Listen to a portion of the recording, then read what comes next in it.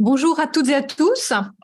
Alors, pour la dernière conférence de ce deuxième séminaire Actualité de la recherche du CREA et du cycle La nature à l'œuvre dans l'art, dont le calendrier a été bien bouleversé, j'ai le plaisir d'accueillir François Bernard Mache dans cette maison qui fut la sienne et où j'ai eu, avec beaucoup d'autres, la chance d'être son étudiante. Compositeur d'environ 130 œuvres, joué dans une trentaine de pays, François Bernard Mache a reçu de nombreux prix, dont le plus récent, en 2021, est le prix du président de la République, la plus prestigieuse distinction de l'Académie Charles-Cros. En 2002, il a été élu membre de l'Académie des Beaux-Arts, où il a succédé à Yanis Xenakis, au fauteuil numéro 5, si je ne me trompe pas. Parallèlement à cette très dense activité de création musicale, François Bernard Mache a mené une deuxième carrière dans le domaine universitaire.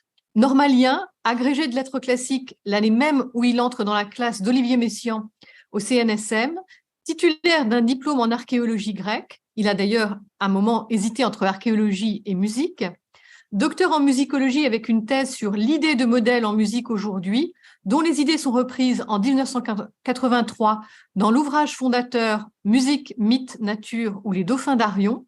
Il a été professeur de musicologie ici même, donc à l'Université de Strasbourg, dont il a dirigé le département de musique, puis directeur d'études à l'École des hautes études en sciences sociales. Si la notion de modèle, présente dès ses premières œuvres et amplement explicitée dans ses écrits théoriques, est très tôt au cœur des processus compositionnels qu'il adopte, la nature y occupe une position centrale. Dès Rituel d'oubli en 1969, François Bernard Mache fait dialoguer d'égal à égal un orchestre avec des sons naturels enregistrés, récusant ainsi la suprématie du son culturel façonné par l'homme en le greffant et en l'hybridant sur le son naturel. Si, comme Jean-Pierre Changeux le rappelle dans Raison et plaisir, c'est au cours des années 70 que la nature commence à être réévaluée dans les sciences humaines, alors principalement axée sur un culturalisme anthropocentré, Mache contribue à cette remise en cause en affirmant que l'espèce humaine n'a pas l'exclusivité de la création artistique, point de vue dûment argumenté, en particulier dans le chapitre zoomusicologie de Musique, mythe, nature. J'aimerais en citer quelques lignes. Tant les musiques animales elles-mêmes que les conditions dans lesquelles elles se manifestent peuvent apparaître par rapport aux musiques humaines dans une situation d'étroite convergence. Celle-ci ne paraîtra fortuite ou scandaleuse qu'à ceux qui, par idéalisme ou par hypothèse, mettent l'homme complètement à part des autres êtres vivants. Mais c'est là un anthropocentrisme plus dangereux que l'anthropomorphisme naïf. Comme l'admettait récemment Olivier Rouveau-Dallon, un peu de zoomorphisme ne ferait pas de mal à l'homme. Et un peu plus loin, François Bernard Mache continue, au-delà de tout message, condamné s'il est musical à la redondance ou à l'ambiguïté, émerge le goût du jeu, d'un jeu aussi souvent partagé que solitaire. Chez l'animal comme chez l'homme, la musique est une relation au monde qui va bien au-delà d'un simple circuit de communication entre individus. Chez tous les deux, les images sonores surgies de l'inconscient peuvent tantôt se figer en clichés, tantôt agir comme archétypes propres à animer des inventions personnelles. Le jeu entre d'une part ces fondements naturels invariants, inscrits dans les gènes et dans les neurones, et d'autre part les variations individuelles dont les processus sont peut-être même en partie sous contrôle génétique, passe joyeusement par-dessus les frontières conventionnelles entre nature et culture. Si un tel positionnement a alors pour le moins provoqué des remous, il apparaît une quarantaine d'années plus tard d'une acuité prémonitoire. Je ne m'étendrai pas plus et laisse maintenant la parole à François Bernard Mache lui-même. Merci Merci beaucoup d'avoir beaucoup, accepté notre invitation. merci. Oui, je suis très, très content de l'invitation que m'a faite Anne-Sylvie Bartel-Calvet, parce que d'abord, c'est l'occasion de retrouver cette ville où j'ai enseigné pendant 10 ans. Et puis, c'est l'occasion d'essayer de défendre une position qui n'est pas encore acceptée universellement. Donc, je suis très heureux d'avoir des protestations s'il y a lieu ou des demandes de justification si les miennes ne sont pas suffisantes. Alors, comme il s'agit de choses assez complexes, j'ai écrit ma conférence. C'est forcément un peu moins spontané que ce que je suis en train de faire, mais c'est une façon de ne pas oublier quelque chose et de gagner du temps. Donc, vous m'excuserez pour cette présentation lue. Donc, je vais évoquer plusieurs des sens qu'a pu prendre pour un compositeur le mot nature. Et je ne suis ni linguiste ni philosophe, je suis compositeur. C'est un des avantages dans une activité considérée comme assez marginale dans le monde universitaire.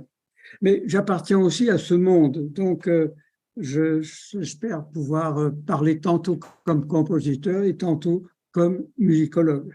J'ai été issu d'une famille de musiciens, un grand-père violoniste, un père violoncelliste, une mère et un oncle qui étaient violonistes et qui tous avaient écrit quelques pièces, quelques compositions dont la plupart sont restées inédites.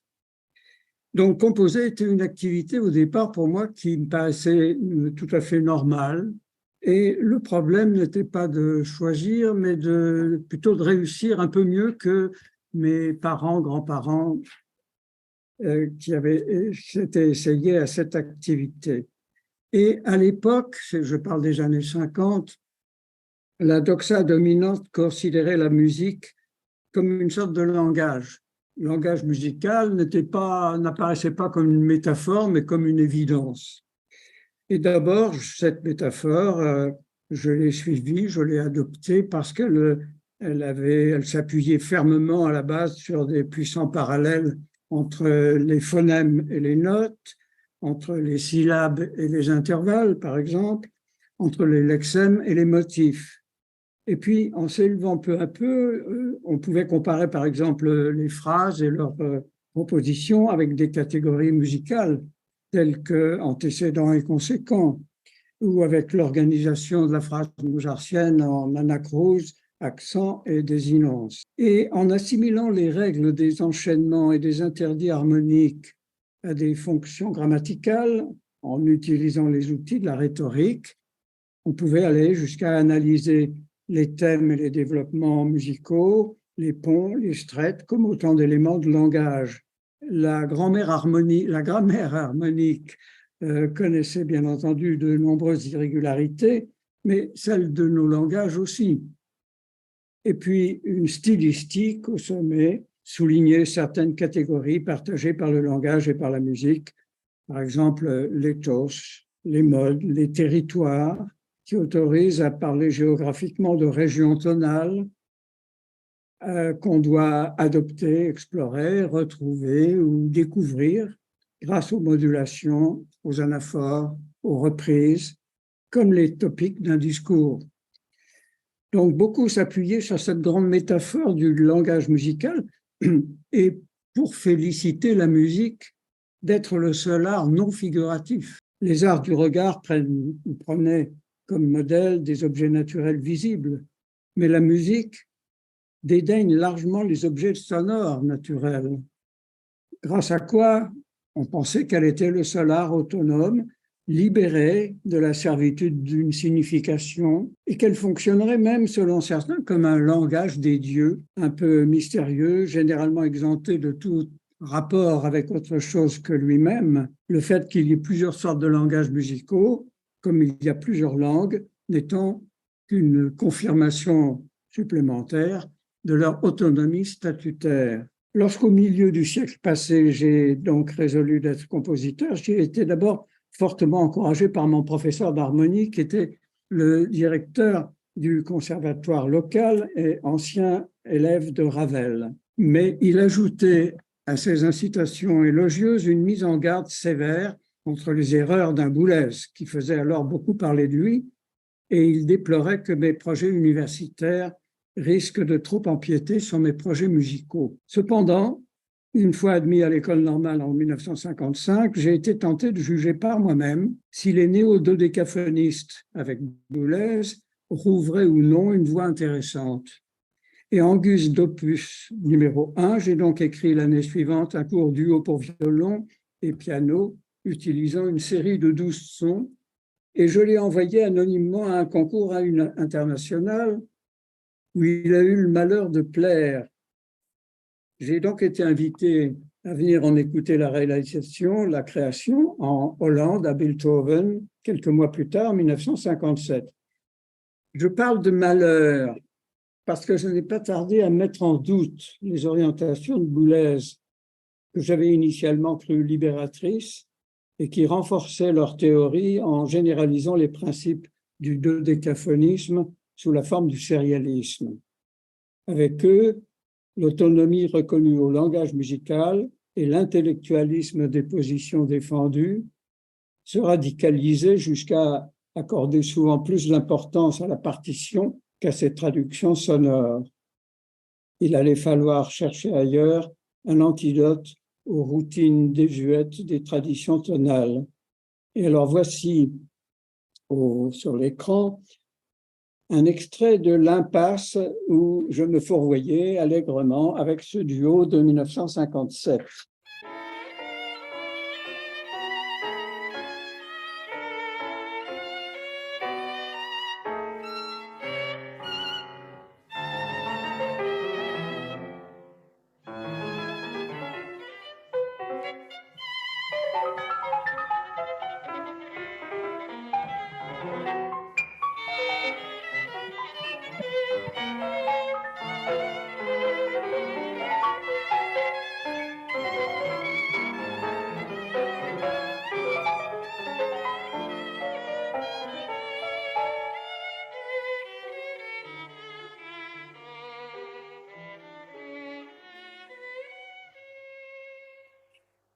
L'année 1958 a été marquée pour moi par 3 nouvelles orientations décisives. En février, je rejoins le groupe de recherche musicale que Pierre Schaeffer allait fonder. J'ai été accueilli par Pierre-Henri, sans savoir à l'époque qu'un grave différend était en train de l'éloigner de Schaeffer. Et Schaeffer s'est dès lors trouvé en difficulté. D'une part, Boulez l'attaquait violemment. Pourtant, il avait été l'hôte des studios 6 ans plus tôt, et encore en 1955, et il allait confirmer en cette même année 58 un intérêt persistant, mais aussi une certaine maladresse pour la composition électroacoustique. L'échec à Donaueschingen de Poésie pour pouvoir en était témoin, et d'autre part, après le départ de Pierre-Henri, très peu de jeunes compositeurs étaient candidats pour travailler auprès de Schaeffer, c'est-à-dire en bravant les oukases simultanées des traditionalistes et de l'avant-garde autoproclamée. J'étais donc opportunément un candidat bienvenu avec quelques autres francs-tireurs comme Ferrari ou Malek pour créer autour de Schaeffer un nouveau groupe de recherche musicale. L'été suivant, j'ai obtenu mon agrégation de lettres classiques et à l'automne, après un bref séjour à Donaueschingen où je côtoyais Cage, Xenakis et tout le groupe des sérialistes, j'ai été reçu par un autre concours dans la classe d'Olivier Messiaen au conservatoire. Alors, Messiaen avait lui-même réalisé en 1952, auprès de Pierre-Henri et Pierre Schaeffer, une œuvre intitulée Timbre duré, mais il l'avait bientôt désavoué et il ne partageait pas, cependant, les fortes préventions de Boulez contre ce qu'on appelait alors la musique concrète. Messiaen m'a fortement encouragé à travailler auprès de Schaeffer. L'idée majeure défendue par Schaeffer était la priorité des réalités sonores sur les catégories des opérations par lesquelles on tentait de les régir. Les systèmes de la tonalité ou du sérialisme apparaissaient inutilisables, mais l'ambition de Schaeffer était d'intégrer tous les sons, des bruits aux sons purs, dans ce qu'il appelait un nouveau solfège propre à les organiser. Le travail électroacoustique s'offrait comme un domaine assez proche de celui dont avait rêvé Varèse, et un domaine qui serait totalement libéré de tous les concepts préexistants. La démarche de Schaeffer se promettait d'en créer une nouvelle collection qui permettrait de contrôler et de maîtriser leur usage. Le contrôle était aussi une obsession majeure de Boulez. Et curieusement, on peut se demander si l'un et l'autre ne cherchaient pas, avec cette orientation rationnelle, à masquer et compenser une formation pauvrement diplômée. Ils auraient pourtant pu observer que ce genre de lacune n'empêchait jamais les personnalités les plus créatives de s'exprimer avec talent. Je pense à des gens largement autodidactes comme Xenakis ou même Boulez, que Messiaen, couvert lui-même des plus hautes qualifications officielles, était loin de décourager pour autant. Personnellement, je cherchais alors non pas à exploiter les exigences rationnelles avec lesquels ma formation normalienne ne m'avait peut-être que trop familiarisé, mais à m'en dégager plutôt pour, sans doute, libérer des intuitions plus passionnantes, fussent-elles encore incontrôlables. Ce que Messiaen avait osé faire à partir des chants d'oiseaux me semblait bien plus neuf et séduisant que, par exemple, son mode de valeur et d'intensité que Boulez et Stockhausen prenaient pourtant en exemple pour échafauder leur désastreux sérialisme intégral. Dès ma première œuvre électroacoustique, Prélude, j'avais intégré parmi les sources sonores les plus diverses quelques voix de batraciens qui correspondaient un peu dans mon imagination aux sensations éprouvées autrefois à l'écoute des chœurs nocturnes qui troublaient mes nuits de campeur. Et voici un court passage de Prélude où on peut deviner ces voix.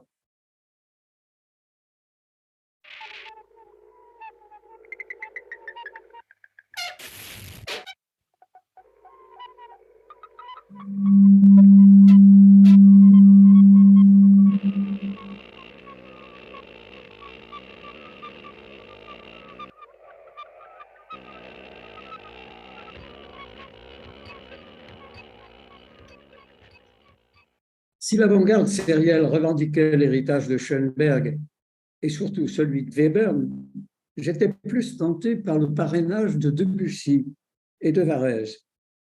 Le début du XXe siècle avait été témoin d'une crise du système tonal préfiguré par Liszt et par Wagner. Deux réactions opposées en étaient témoins. Adapter, moderniser la grammaire ou chercher ailleurs les ressources permettant de s'en passer. Les noms de Schoenberg et de Debussy viennent opportunément illustrer schématiquement ces deux recherches dont l'antagonisme était décuplé par les violentes hostilités entre la France et l'Allemagne. Depuis 1894, le prélude à l'après-midi d'un faune de Debussy négligeait symboliquement les hiérarchies tonales grâce aux gammes chromatiques ou par ton.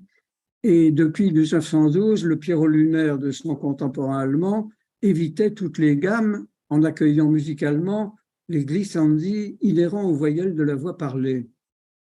L'arrière-plan était cependant très différent. La nature pour le faune, le cabaret pour Pierrot. En traitant les harmonies comme de libres combinaisons de couleurs, Debussy les dispensait de toute règle autre qu'intuitive. En exemptant les hauteurs de toute stabilisation préconçue, Schoenberg allait plus loin encore puisqu'il mettait en doute une distinction acoustique majeure entre la parole et le chant, avant finalement de renoncer presque complètement à ce type d'usage de la voix. Si j'invoque ces rappels historiques, c'est pour souligner l'interprétation que j'en ai faite dans la première période de mes activités créatrices. Ma première acception du mot nature dérivait assez lointainement des intuitions panthéistes, parfois sensibles chez Debussy. Il s'agissait bien de récuser, grâce à la nature, la toute-puissance de la dimension historique, selon laquelle le culte de l'innovation était l'alpha et l'oméga de tout projet. L'échec du sérialisme était lié, entre autres, à cette surestimation de la nouveauté et de ses prétentions à l'exclusivité historique.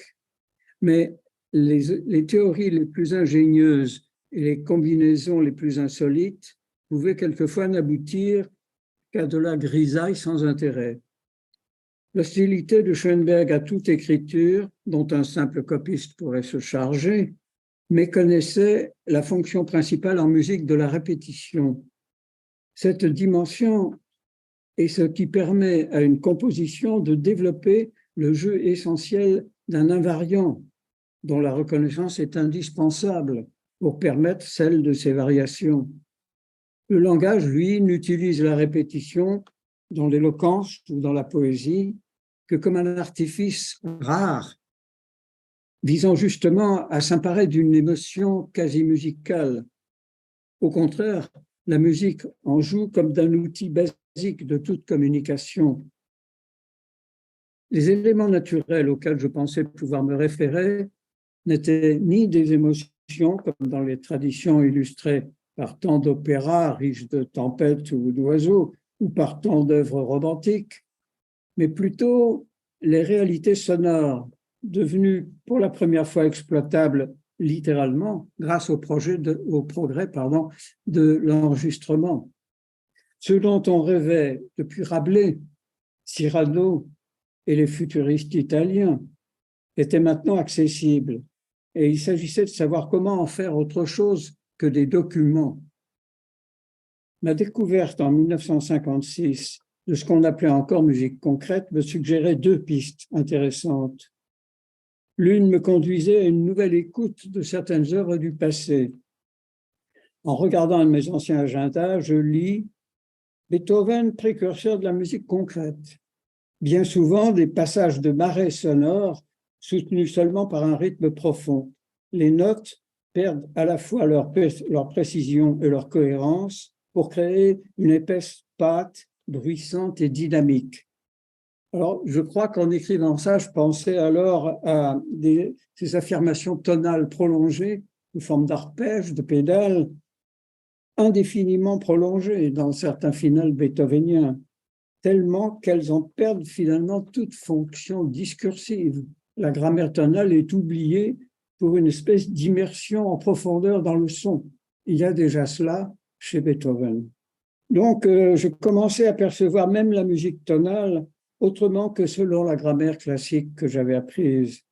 Si les notes pouvaient perdre leur précision, c'était peut-être déjà prendre au sérieux ce que Debussy a été le premier à recommander lorsqu'il disqualifiait les musiques qui ne restent qu'au niveau des notes au lieu d'écouter la nature. En me relisant plus d'un demi-siècle après, je rencontre aussi dans un autre agenda, à la date du 25 janvier 1959, c'est précis, un programme et des goûts romantiques auxquels je crois être en partie resté fidèle. Je veux écrire une musique comme la mer, comme le chant des animaux nocturnes, comme le crépitement du feu, comme le bruit d'un jet d'eau, inquiète, nombreuse, palpitante, éternelle, immense, asbestos, inextinguible en grec. Aux sources, le chant des grenouilles, la gaïda grecque, la guimbarde balinaise, l'eau. Le sens que je donnais donc à la nature, à l'époque, était essentiellement lié à des sensations sonores. Et la musique, en résultant, ne visait plus seulement à déployer un moyen de communication avec des auditeurs, mais aussi avec l'univers. En réfléchissant sur les compositeurs du passé, je trouvais dans l'exemple de Monteverdi une sorte de lointain parrain, par ailleurs, parce qu'il avait su prendre comme modèle sonore des expressions vocales spontanées et des bruits de la vie, au lieu de s'en tenir à la rhétorique un peu abstraite des contrepoints. Par ailleurs, dans l'opéra, un genre totalement discrédité à mon époque, c'est beaucoup plus les récitatifs que les airs qui attiraient mon attention. Que ce soit les chants d'oiseaux chez Messiaen ou les rythmes des chemins de fer chez un Schaeffer, leur démarche me paraissait d'une valeur exemplaire. Elle consistait à chercher dans le monde sonore extérieur, celui des bruits, une source d'idées musicales plus riche que dans les combinaisons d'un art prétendument le seul à se passer de référents externes. Une difficulté à laquelle je me heurtais était que le domaine si riche des chants d'oiseaux semblait réservé en propre à Messiaen, qui en tirait d'aussi extraordinaires réalisations. D'autre part, si on suivait le credo de Schaeffer, selon lequel un usage musical de bruit quelconque supposait d'abord qu'on réussisse à dissimuler leur prosaïque statut de document, on émoussait la plupart du temps la richesse de leur contenu sonore, faute de techniques adéquates pour les épurer et les plier à une succession voulue et dominée. Donc, pendant une dizaine d'années, je n'ai pas osé rivaliser avec Messiaen, ornithologue, ni contredire totalement les préventions de Schaeffer. Cependant, contre celle-ci, j'ai déjà caressé le projet d'un art de la phonographie qui serait l'équivalent pour l'écoute de ce qu'est la photographie pour le regard. Je l'évoque dans un article de novembre 1963, intitulé « Le son et la musique », où je pose quelques idées telles que celle-ci. J'ai écrit, entre autres, « Si la musique peut peut procéder d'une imitation de la nature sonore. Il convient de déterminer les limites et les procédés des nécessaires abstractions que devra opérer le compositeur à partir des données sonores qu'il choisit. Les limites en sont relativement aisées à fixer. L'abstraction minimum sera représentée par un art qui reste à créer, des phonographies ou des éléments sonores quelconques enregistrés avec la plus grande fidélité seraient assemblés avec le moins possible de découpage en fonction de critères musicaux et à l'exclusion de toute intention évocatrice, pittoresque ou dramatique. L'abstraction maximum, au contraire, se situe au moment où les lois structurelles tirées du modèle sonore rejoignent de façon indiscernable celles tirées d'un quelconque système extrasonore. En d'autres termes, une musique procédant par imitation consciente des sons naturels se situera entre l'enregistrement brut de tels sons et une œuvre qui pourrait aussi bien procéder de règles arbitraires ou de n'importe quoi d'autre que d'une réalité sonore. Cependant, j'ajoutais à l'époque une remarque assez contradictoire en disant « mais la véritable imitation de la nature est essentiellement celle des schémas opératoires, beaucoup plus que celle superficielle des résultats sensibles ». Dans un premier temps, j'ai pourtant commencé à m'engager pleinement dans une démarche naturaliste où c'était les sensations plutôt que les lois sonores qui étaient mises au premier plan. Avec des œuvres comme Rituel d'oubli en 1968, puis Corvar en 1972, Marahe en 1974 et les 4 phonographies de l'eau en 1980, j'ai essayé par des exemples de plaider pour ces valeurs encore largement négligées.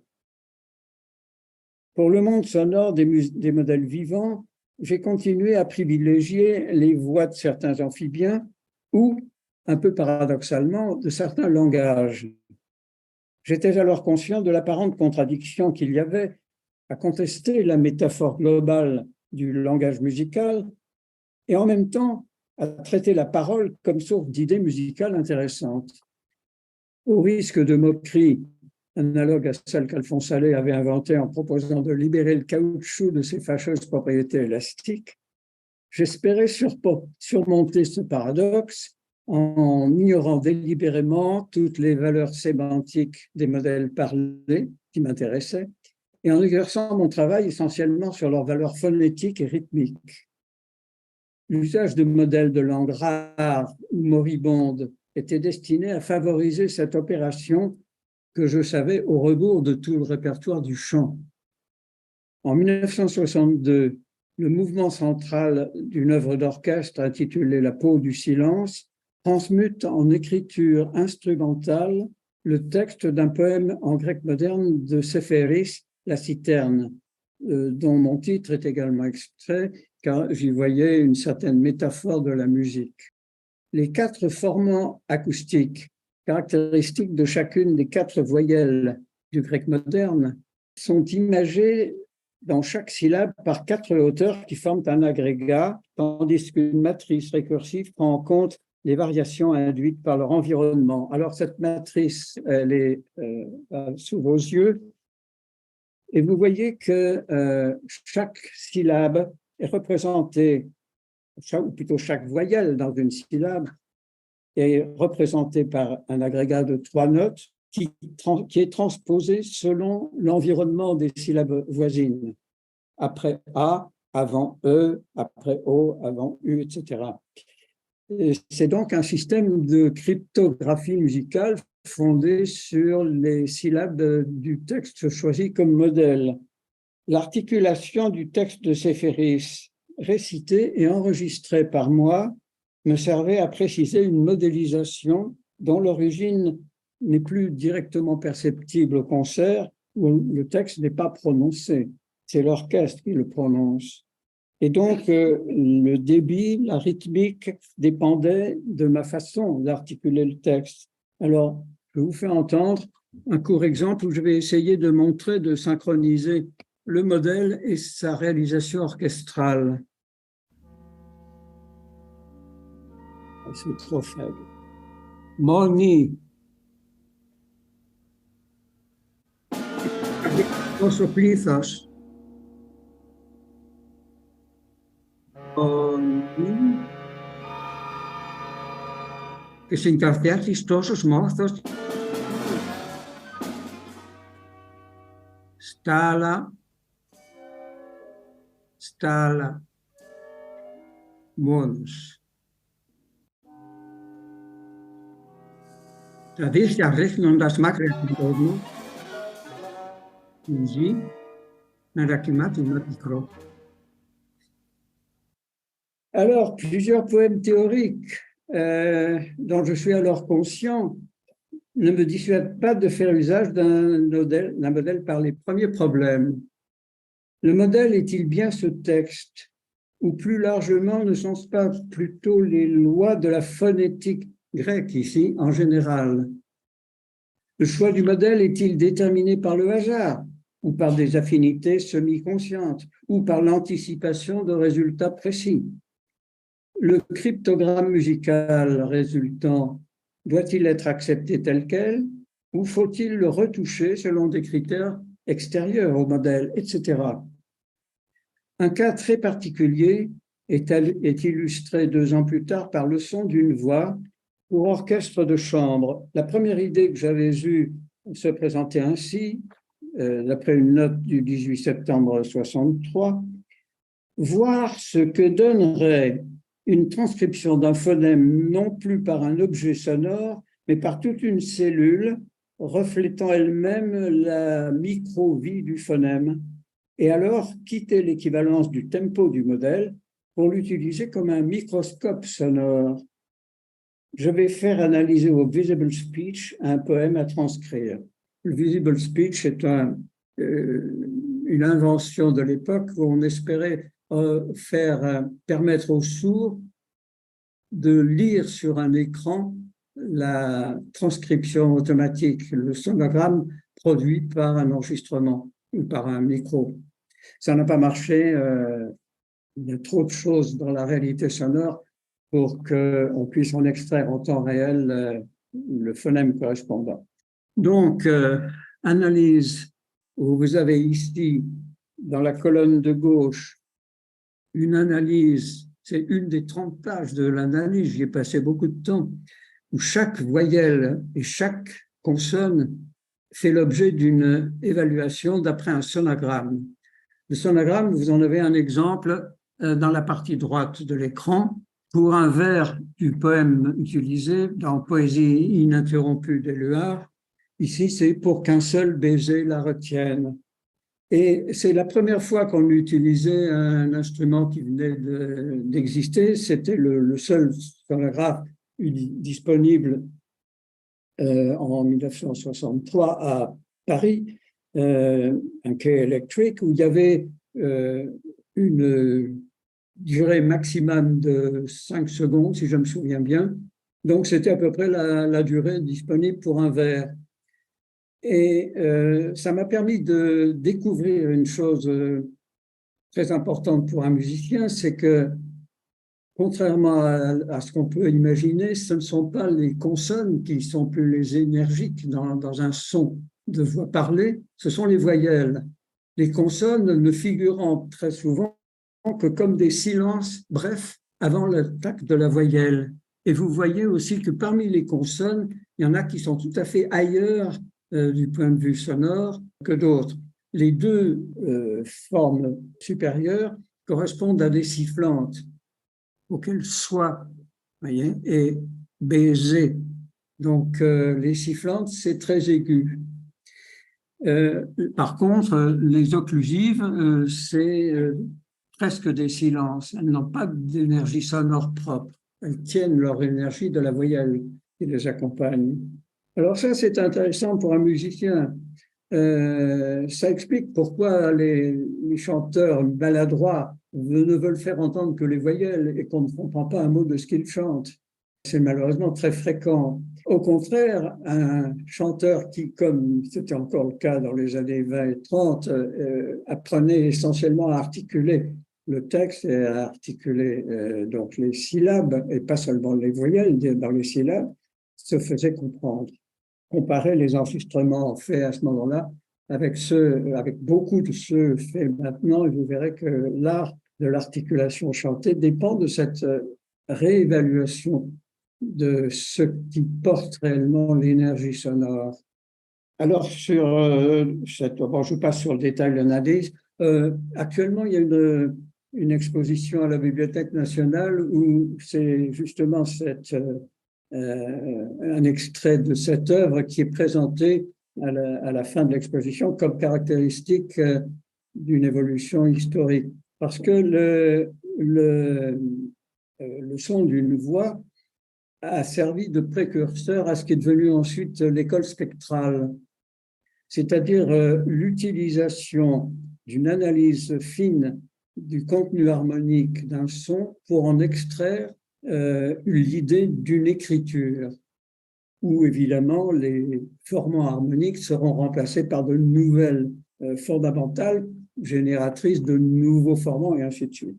Donc, quelques années plus tard, j'ai voulu, après m'être méfié de l'héritage de Messiaen, en n'utilisant pas les chants d'oiseaux, après m'être méfié de l'héritage de Schaeffer, tout en respectant l'un et l'autre, Schaeffer disant qu'on ne peut pas mélanger un son réaliste avec une écriture instrumentale, donc j'ai voulu montrer que ce n'était pas juste. Et j'ai fait une œuvre longue, plus d'une demi-heure, pour orchestre enregistré, son naturel enregistré et orchestre en direct, et qui s'appelle Rituel d'oubli. Je voulais utiliser une vision sonore de l'univers où le langage humain serait un élément parmi d'autres, mais il y a aussi les bruits des éléments et les bruits enregistrés dans une piscine, les bruits enregistrés dans les rues d'Oran pendant la guerre d'Algérie. Là, c'est la mitrailleuse 12-7 qui est le soliste. Et j'ai osé utiliser des cris animaux. Ça demandait un certain courage parce qu'il y en a qui ont bonne réputation. Le rossignol, c'est pas le meilleur chanteur, Messiaen l'a souvent dit lui-même, mais c'est un très bon chanteur et il chante la nuit, ce qui fait qu'on l'entend bien là où les autres, en général, n'insistent pas. Alors, dans Rituel d'oubli, il y a les sons d'une perdrix, par exemple, qui est moins souvent considérée comme un modèle sonore et qui est une rythmicienne très intéressante. Et puis, il y a un lion. Alors là, on est sorti carrément de la tradition et il y a des abeilles. Voici un extrait où on enchaîne abeilles, rhombe et cigale. Abeilles et cigales, ce sont des insectes, et le rhombe, c'est le plus vieil instrument connu, puisqu'on en a retrouvé qui avait plusieurs dizaines de milliers d'années dans des grottes préhistoriques. Alors voici un extrait.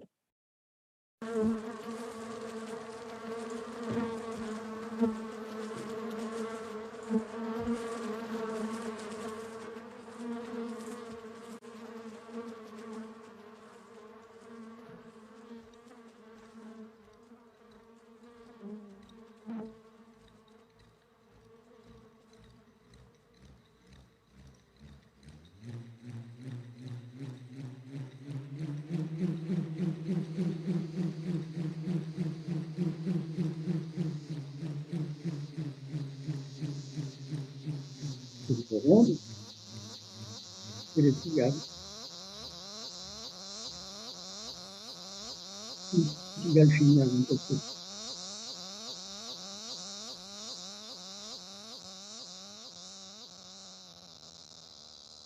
Et le lion dont j'ai parlé, je vais essayer de vous le faire entendre, mais malheureusement, on ne peut pas mettre le son très fort avec ces micros, ça crée des larcènes. Alors voici quand même le lion avec l'orchestre.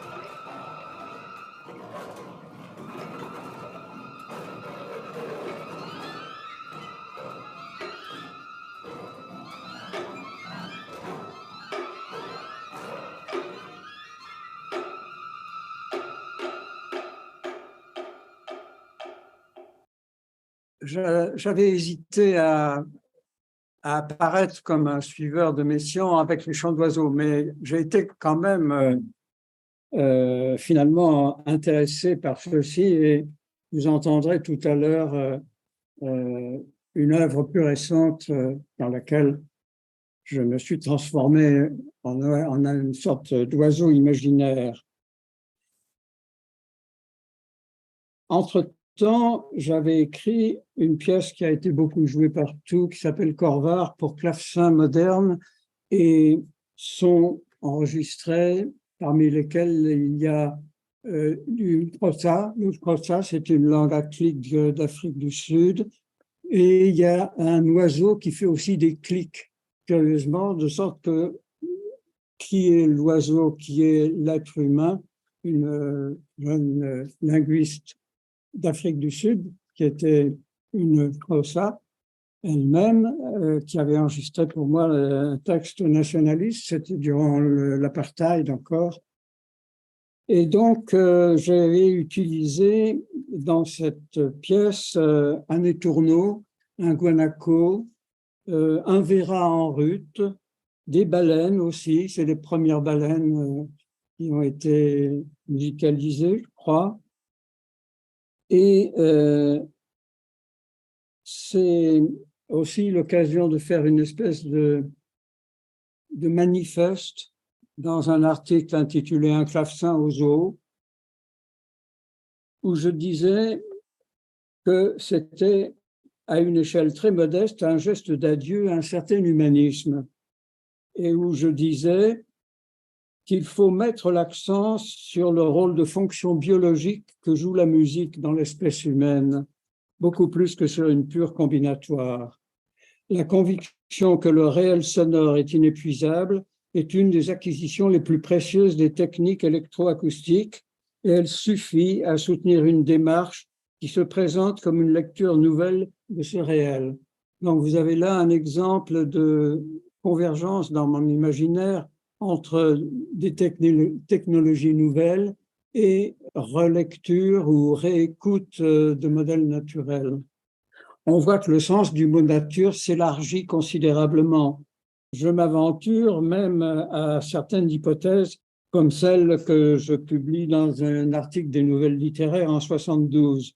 La musique est une fonction biologique qui existe dans l'espèce humaine, ainsi d'ailleurs que dans quelques autres. Une objection m'est souvent faite, mais où donc réside alors la responsabilité du compositeur, puisqu'il se contente de transcrire le monde sonore? Eh bien, dans le choix et dans la capacité à recomposer ce que son analyse a discerné dans cet univers sonore, où son rôle ne sera jamais celui d'un créateur, mais toujours, qu'il le veuille ou non, celui d'un démiurge, c'est-à-dire d'un organisateur. Alors, quelques années plus tard, encore en 78, j'essaie de mettre en perspective les finalités de ces différentes démarches. La musique n'est pas pour moi un autre langage, même si l'on étend ce terme, comme cela se fait couramment depuis qu'il y a une sémiologie, à d'autres codes non linguistiques. J'ai fait des analyses démarquées de la linguistique pour montrer que l'essentiel de la musique n'est pas ce qui est ou ce qui peut être codé. La musique n'est pas tant faite pour communiquer entre les hommes que pour permettre à l'humanité de communiquer avec le monde et éventuellement de trouver une façon d'accepter ce monde où elle vit, ou bien d'en rêver un autre, quitte dans ce cas à en refuser une partie. La musique, je crois, a pour fonction de chercher un accord sonore avec l'univers. C'est un très ancien rôle qui n'a pas foncièrement disparu depuis qu'on y recourt dans des salles de concert, parce qu'une musique réussie est un contact profond avec le monde. C'est une opération de magie. Sinon, elle reste un divertissement, un bibelot de salon, et ça ne va pas plus loin. La musique et les arts en général répondent mieux que les religions aujourd'hui, au sens du sacré, si l'on entend par là la solidarité de l'homme et de l'univers. Au lieu de le situer à part, en dehors, la musique unit l'homme au monde et d'abord au monde des bruits qui nous entourent. Donc, jusque dans les années 80, les modèles naturels que je prends en considération sont sonores. Ce sont des esquisses de sens musical que j'ai recueillies et développées. Je souhaitais les faire reconnaître pour pouvoir contester le fréquent et abusif solipsisme des esthétiques musicales. Elles étaient parfois réduites à des pseudo-langages de moins en moins communicables et à la confection de nouvelles grammaires ou de nouveaux algorithmes de composition peu convaincants. Si la musique doit se réduire, comme dans les productions commerciales, à n'être qu'un déclencheur d'émotions individuelles ou sociales, tandis que les modèles sonores naturels ne sont pris en compte qu'au niveau de la pastorale, être compositeur, c'est se limiter à un artisanat. Il est vrai que beaucoup de tentatives pour créer de nouvelles règles d'organisation musicale ont peiné à se révéler efficaces. Il en résulte que la crise que la musique a vécue avec tous les autres arts dès le début du XXe siècle a été difficilement reconnue et surmontée.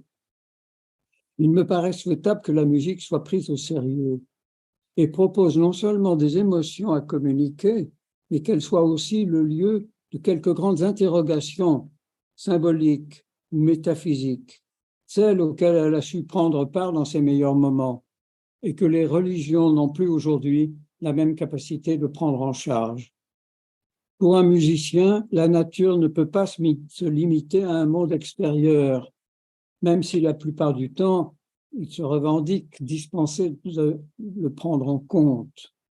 Mais c'est aussi un ensemble de déterminismes intérieurs qu'il peut être utile de reconnaître pour s'en libérer ou s'en accommoder s'il y a lieu.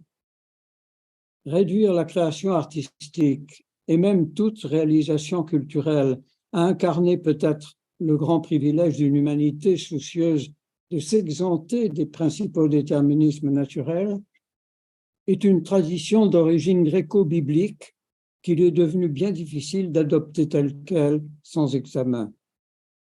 Jusqu'ici, j'ai essayé de procéder à un tel examen en tendant l'oreille vers certaines ressources sonores extérieures.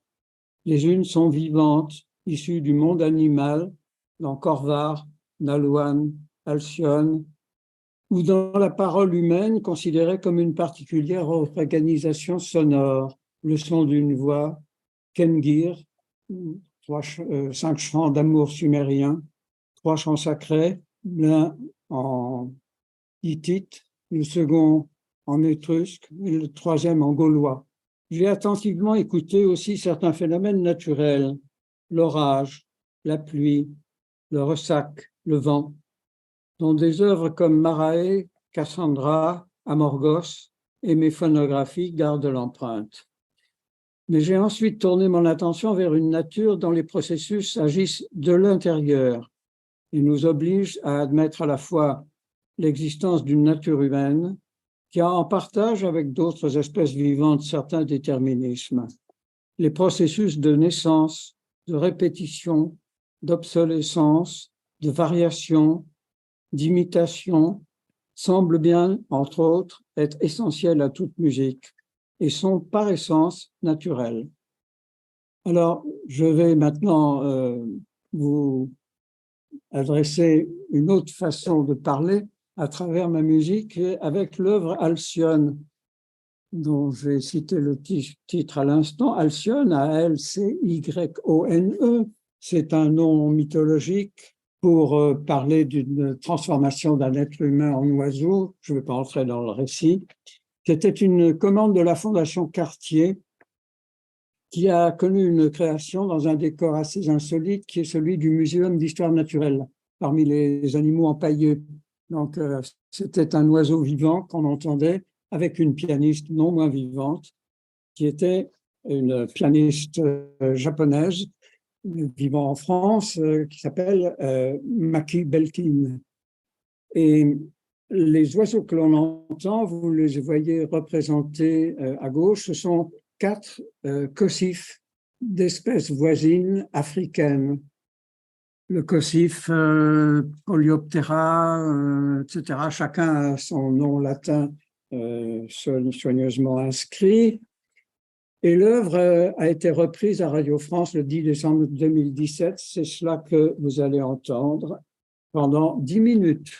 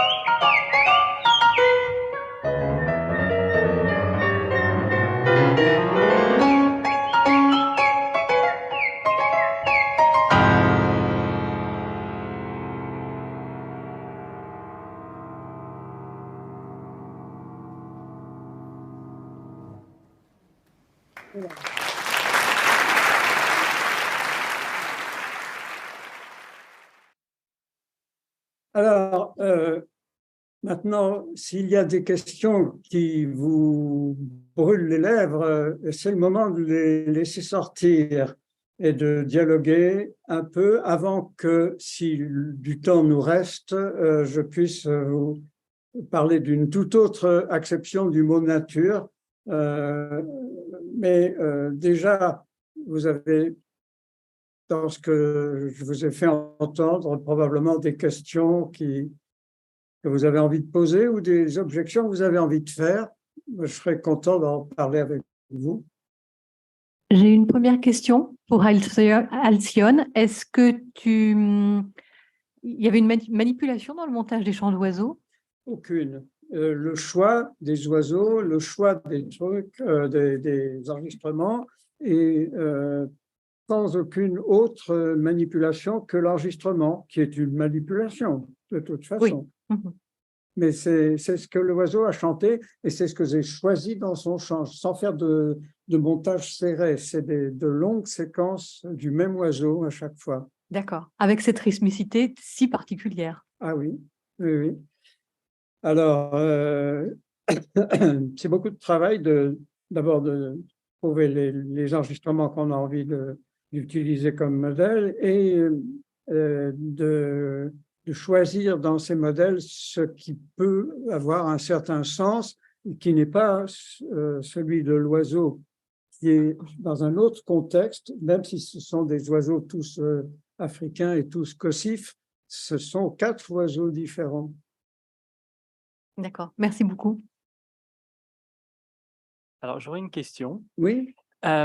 Si on prend par exemple les oiseaux imitateurs qui imiteraient des sons entendus qui ont été produits par les humains, auraient-ils le même statut ou la même légitimité dans le sens du mot nature dans la musique? Mais oui, c'est une très bonne question, ça. C'est-à-dire que, en effet, l'imitation et la cétation même d'une autre espèce n'est pas une spécificité humaine que je suis un des rares compositeurs à développer. Les oiseaux font comme ça. C'est-à-dire que le processus lui-même existe dans la nature. Alors, on peut aller à l'extrême. Il y a certains oiseaux qui ne sont qu'imitateurs. C'est-à-dire qu'on n'a pas réussi à montrer qu'ils avaient des sons particuliers à leur espèce. Ils passent leur temps, c'est le sens des oiseaux moqueurs américains, par exemple, ils passent leur temps à imiter ce qu'il y a autour d'eux. Alors ça, c'est une grande énigme, parce que quand ils chantent, alors, les biologistes pensaient que le chant, qui chante au printemps, c'est parce que c'est la saison où il faut se mettre en couple et faire des enfants, faire un nid, etc. Si on cherche une femelle de son espèce en imitant uniquement d'autres espèces, comment est-ce qu'ils vont s'y retrouver? Normalement, ça sera plutôt un handicap qu'un avantage évolutif. Alors, on trouve une interprétation astucieuse, intelligente, et sans doute en partie vraie, c'est que il étale sa culture. Il montre à quel point il est savant, il peut imiter tout ce qui est autour de lui. Donc, il maîtrise son environnement. Donc, ça sera un bon mâle. Il connaît tous les oiseaux et donc sa culture est impressionnante. Bon, alors là, c'est une interprétation qui est à la fois vraie et fausse. Elle est fausse parce que l'oiseau qui étale sa culture, c'est un peu de l'anthropomorphisme. Mais en même temps, dans ce que j'ai dit, il y a pas mal de zoomorphisme aussi. C'est-à-dire qu'aller jusqu'à dire, comme je l'ai fait à l'occasion, que l'oiseau nous montre que l'homme est une espèce musicienne, sans doute plus douée que la plupart des autres, mais parmi les autres quand même. Je n'ai pas encore trouvé de biologiste, sauf Thorpe peut-être, qui acceptent totalement l'idée d'une naissance de phénomènes culturels dans le monde animal. Et aujourd'hui, c'est une chose qu'on peut commencer à écouter avec des philosophes comme Descola, par exemple. Nature et culture sont réévaluées par ce philosophe de façon tout à fait intéressante et convaincante. Notez que aussi, le fait qu'il y ait des accents régionaux, c'est très intéressant. Les alouettes, par exemple, il y a beaucoup d'alouettes en France. Les alouettes de l'Ouest ne chantent pas comme les alouettes du Massif central ou de la région parisienne. Mais il y a quelques ressemblances. Alors, j'ai eu la curiosité d'aller plus loin, j'ai trouvé des alouettes de Sibérie. C'est le même oiseau, il n'y a pas de différence physique ni physiologique, mais elles ont un répertoire totalement différent. Alors, qu'est-ce que ça veut dire? Ça veut dire que le chant n'est pas complètement inné et que s'il y a des différences régionales et nationales, c'est que l'apprentissage est essentiel. Et effectivement, on a fait des expériences où, par exemple, de jeunes, je crois que ce sont des bruants, au sortir de l'œuf, sont élevés par des parents adoptifs d'une autre espèce. Donc, je crois que ce sont des bruants élevés par des pinsons ou quelque chose comme ça. Donc, au moment de l'apprentissage du chant, ils n'entendront que les parents adoptifs. Est-ce qu'ils vont se mettre à chanter une fois adultes comme ce qu'ils sont physiquement ou comme leurs parents adoptifs? Alors, ça dépend. Mais en général, et dans les expériences faites par un disciple de Lawrence qui s'appelle Nikolai, en général, c'est le parent adoptif qui est le modèle et ils vont chanter comme des pinsons. Alors évidemment, ça ne favorisera pas la recherche d'une jolie pinsonne qui ne pourrait rien produire avec cet enfant adoptif. Et qu'est-ce qui va se passer si ces enfants adoptifs qui chantent comme les parents adoptifs sont mis à l'écart dans une volière où il y a des congénères mais normaux, où ils entendent donc d'autres bruants, je ne suis pas sûr que ce soit les bruants, admettons les bruants, d'autres bruants. Est-ce que quand ils vont se mettre à chanter, ces issus de bruants modifiés vont chanter comme les parents adoptifs à nouveau ou comme leurs premiers parents avaient appris? Alors, on a poussé ça jusqu'à 4 générations. Il a fallu 4 générations comme ça, où à chaque fois, on les mettait en présence de vrais bruants pour qu'ils arrivent à retrouver leur chant naturel. Autrement dit, dans certains cas extrêmes, rares, mais le chant est rare, il y a 10 000 espèces d'oiseaux environ, et sur les 10 000, il y en a 300 qui sont vraiment musiciens. Et il y en a qui sont complètement muets, et donc c'est pas une chose universelle au sens où il n'y aurait pas d'exception. Tous les universaux en musique ou en biologie sont relativement universaux. Voilà. Bon, est-ce qu'il y a d'autres questions? Oui. Je voulais juste rajouter quelque chose, qu'effectivement, donc cette observation très intéressante, en quelque mesure les anciens la faisaient. Aristote, Pline, Plutarque aussi, observaient des choses importantes qui se retrouvent parfaitement dans ce que vous dites. La première, effectivement, que seulement certains types d'oiseaux sont capables de ça, c'est-à-dire qu'il faut une certaine gradualité et certaines espèces sont capables, d'autres moins. Mais l'observation selon laquelle, disons, quand on déplace un oiseau d'une région à l'autre, on la retrouve par exemple à propos du rossignol, déjà chez Aristote. Aristote avait observé que quand un oiseau est déplacé dans une autre région, il ne chante pas de la même manière et qu'on peut lui faire changer des chants selon où on le place. Et donc, quelque part, c'est vrai qu'il y a une forme d'imitation, d'assimilation et de transmission aussi. Et donc, effectivement, c'est qu'on pourrait dire vraiment une protoculture. disons, dans le sens humain. Et peut-être sur le premier exemple très intéressant de l'oiseau imitateur qui est formidable, il se peut quand même que le fait que les autres oiseaux de la même espèce arrivent à reconnaître le fait qu'il s'agit quand même d'une imitation. C'est un peu comme, je ne sais pas, quand on imite un chien, les chiens difficilement tombent dans le piège. C'est-à-dire, il arrive à repérer, bien sûr, il réagit comme si c'était, mais il sait souvent que ce n'est pas un chien. Oui, mais Je ne sais c'est pas pas. tout de suite de même que essayer de mettre brusquement en présence d'un chat un grand concombre. Il sera terrifié parce qu'il n'aime pas les serpents. Donc après, il va voir que ça bouge pas, donc il va se poser des questions, mais il y a une certaine relativité. Un autre exemple intéressant de dimension culturelle dans le monde naturel, c'est celui chez les oiseaux, c'est le mâle qui chante. Oui, mais pas seulement. Il y a le chant qui est pratiqué par à peu près la moitié des espèces africaines, notamment, qui est un chant de couple, où ils ont une espèce de rituel, un petit peu comme chez l'homme, il y a des rituels pour dire bonjour, de plus en plus compliqués. Là, ça peut durer plusieurs minutes pour que le couple se reconnaisse comme c'est bien toi, oui, c'est moi, toi qui, moi, oui, etc. Ça peut durer, les échanges comme ça. Et une fois, j'ai vu j'étais entré dans un compartiment de métro où il y avait des noirs et puis est entré un autre noir et ils se sont reconnus. Et alors, très poliment, ils ont dit bonjour comme on dit bonjour chez eux. Alors, je ne peux pas le reproduire, mais ça durait, on m'a expliqué que ça voulait dire et tes parents, ça va? Oui, ça va. Et ta maison, ça va? Oui. Et les enfants, comme ils sont les enfants? Oui, ça va.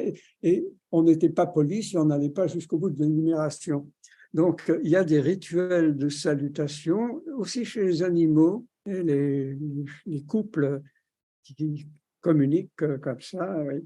Et beaucoup plus étonnant, on a observé, des gens très sérieux ont observé qu'est-ce qui se passe quand le mâle d'un couple bien établi meurt prématurément. Et on a vu dans je ne sais plus quelle espèce la femelle veuve se mettre à chanter la totalité du répertoire de son mâle, qu'elle savait, qu'elle ne pratiquait pas parce que ce n'était pas son rôle, mais qu'elle pouvait, elle était parfaitement capable de chanter. S'il n'y a pas d'autres questions, je vais passer à toute autre chose.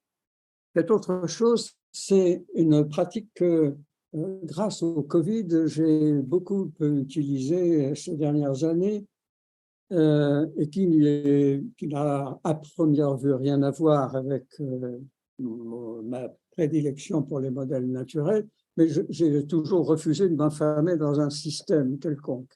Donc, je pouvais toujours faire autre chose. Et là, ce que j'ai eu envie de faire, c'est d'utiliser deux logiciels permettant l'un de créer des images. Vous en avez un exemple dans l'image de droite, et l'autre permettant de transformer l'image en données sonores. Alors, vous me direz, ce n'est pas la première fois qu'un compositeur s'inspire d'un tableau, par exemple. Oui, effectivement, même, par exemple, Edith Canaccini, Hugues Dufour, parmi les compositeurs vivants, ont volontiers pris des modèles de tableaux, quelquefois très précis, d'autres de peintres pour les transformer en musique. Mais transformer symboliquement, parce que tout de même, la musique est un art du temps, la peinture est un art d'un temps indéterminé. Ça ne veut pas dire qu'il n'y a pas de temporalité dans la peinture. Il y en a. On a même étudié les cheminements du regard qui va découvrir la peinture. Ça, et de même dans la sculpture, il faut le temps de tourner autour de l'œuvre. Donc, il y a une certaine temporalité, mais elle est quand même très secondaire et non déterminante.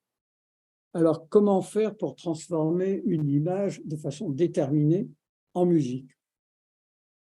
Alors, vous avez là une image que j'ai faite avec à droite, sur l'écran, une image que j'ai faite avec Armatic, qui est un excellent logiciel qui produit des images complexes quelquefois et qui les produit fixes ou animées.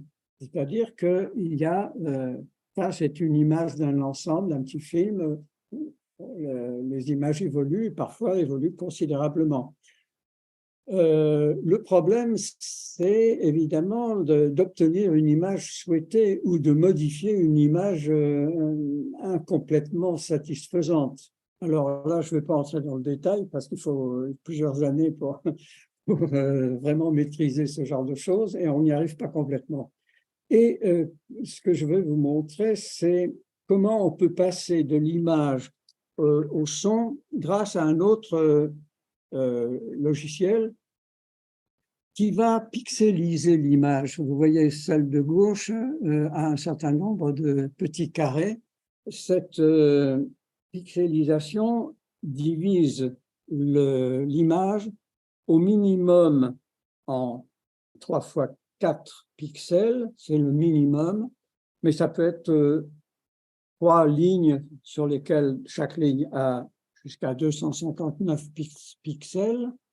Et on peut avoir un nombre de lignes qui va jusqu'à 400. Donc, 400 fois 259, ça fait 103 600 possibilités de pixelisation. C'est déjà difficile de prévoir un peu ce que va donner chaque pixelisation. Ensuite, ça se complique du fait que chaque pixel a une des 3 couleurs RGB, Red, Green, Blue. Et donc, que le rendu sonore du pixel dépendra de sa couleur, approchant plus le rouge, plus le vert ou plus le bleu, et en même temps de sa luminosité. Donc, ça multiplie les 103 600 possibilités maximales par encore 3, plus encore autant de nuances qu'il y a dans la luminosité. Là, on dépasse tout de suite les millions. Et on est loin d'être au bout. C'est-à-dire qu'une même image dont on choisit de définir la transcription en choisissant parmi ces très multiples critères, chaque image pourra engendrer une quantité telle de résultats sonores qu'on a affaire, et c'est ça qui m'a intéressé, on a affaire à une espèce de seconde nature. C'est-à-dire que de même que vous entrez dans une forêt tropicale, il y a 15 000 espèces d'arbres différents, ils se ressemblent tous, mais ils sont différents, et vous devez là-dedans trouver votre chemin. C'est un peu la même chose. Dans cette seconde nature, il faut choisir des chemins. Et par chance, on sait à peu près comment les données sonores de base sont fournies, mais on ne peut pas savoir comment ça va sonner, sauf en traduisant des instruments. On peut les traduire en sons instrumentaux par la norme MIDI. Dans la norme MIDI courante, il y a 142 possibilités. C'est déjà pas mal, multiplié par les millions d'autres paramètres. Et en même temps, la combinaison peut superposer 3 à 6 sortes d'instruments choisis par les 142. Et si les 142 ne vous paraissent pas suffisants, vous pouvez toujours avoir chez vous un échantillonneur et le programmer vous-même pour un autre son, ou pour d'autres sons. Et chacun de ces autres sons peut lui-même être une symphonie entière et que vous jouerez sur le clavier MIDI. Donc, ces possibilités instrumentales sont telles, elles sont beaucoup plus, c'est comme de l'orchestration, mais puissance 150 000. On a affaire à quelque chose qui ne peut pas être totalement dominé. Et c'est un plaisir pervers peut-être que de se sentir dépassé par ce qu'on découvre, mais c'est en même temps le plaisir de l'exploration qui est un aspect intéressant, pas le seul, de la création artistique. C'est-à-dire que ce que vous pouvez espérer trouver, c'est tomber sur quelque chose qui vous dit quelque chose. Alors quoi? Là, on est dans une chose qu'on ne peut pas rationaliser. Mais il y a des petits motifs sonores qui vous parlent et d'autres qui ne parlent pas. Et qu'est-ce qu'ils vous disent? Ah, ça, on n'en sait rien parce qu'on ne peut pas le traduire. Mais la musique, c'est un peu ça. C'est le sentiment que ça veut dire quelque chose. Ça, c'est intéressant. Vous ne sauriez pas forcément dire, même si vous essayez d'être musicologue comme moi, en même temps que compositeur, vous n'arriveriez pas à définir pourquoi ça et pas autre chose. On essaye. Bon, très bien, essayons. Mais pour l'instant, on n'a pas vraiment réussi à définir qu'est-ce que c'est que l'intérêt musical. Alors, je vais vous faire entendre à partir d'une même image plusieurs réalisations et vous allez être étonnés par leur diversité. Alors,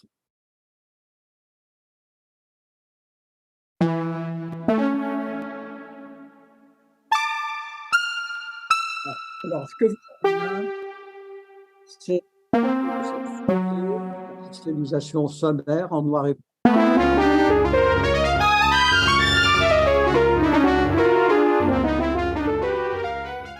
Un autre résultat.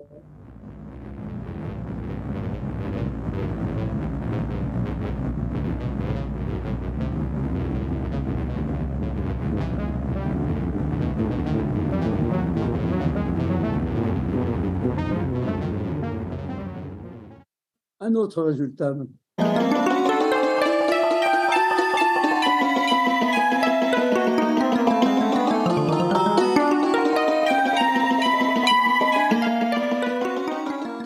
Pour un autre.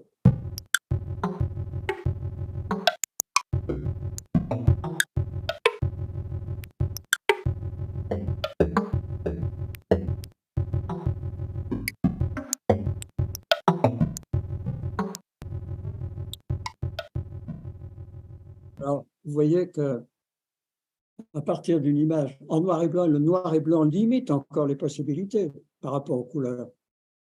Il est impossible de prévoir, mais il n'est pas impossible de s'intéresser à certains résultats et donc de modifier un peu un paramètre plutôt qu'un autre. À ce moment-là, on obtient, il y a des constantes quand même, on n'est pas complètement dans l'arbitraire. Mais pour apprendre à maîtriser ces constantes, à mon avis, il faut plusieurs années.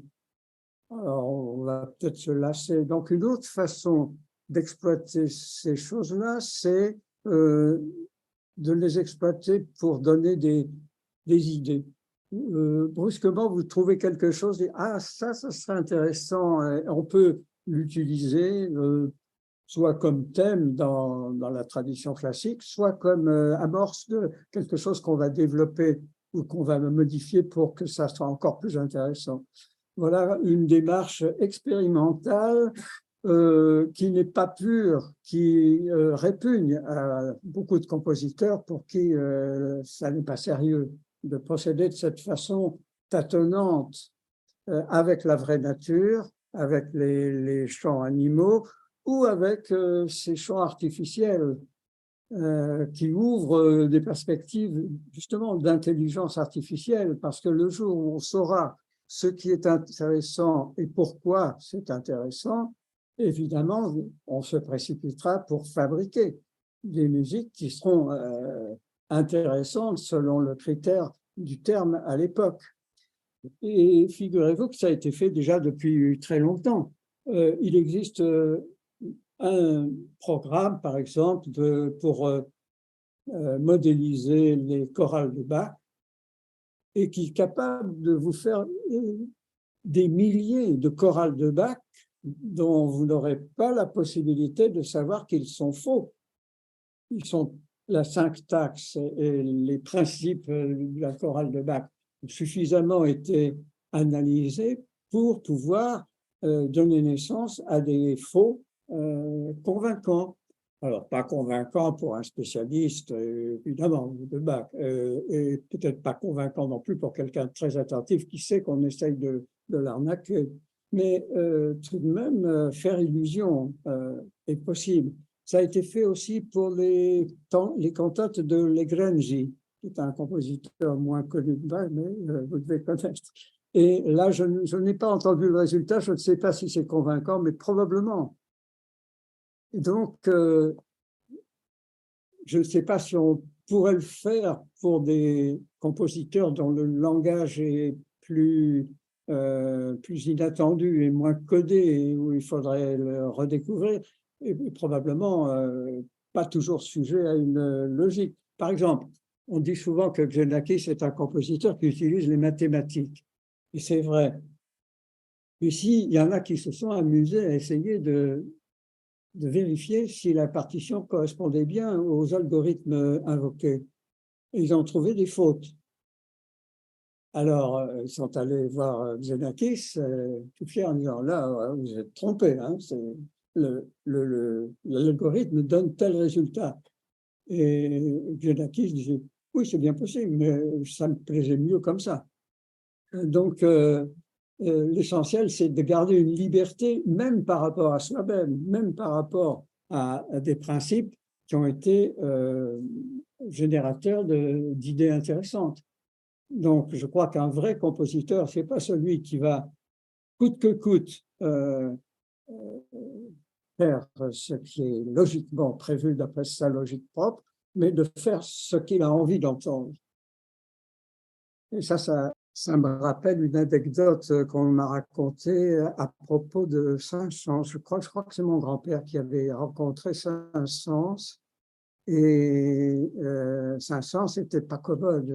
Et à une répétition, il y a des musiciens qui s'étaient trompés. Ils avaient joué, par exemple, un fa dièse au lieu d'un fa.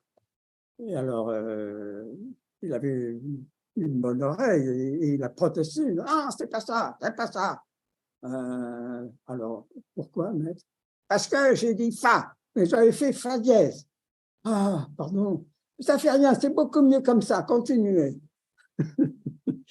Alors, voilà, vous voyez que même quelqu'un avec son caractère comme Saint-Saëns pouvait de temps en temps accepter l'accident comme une révélation supérieure au programme. Il s'agissait évidemment d'un petit accident.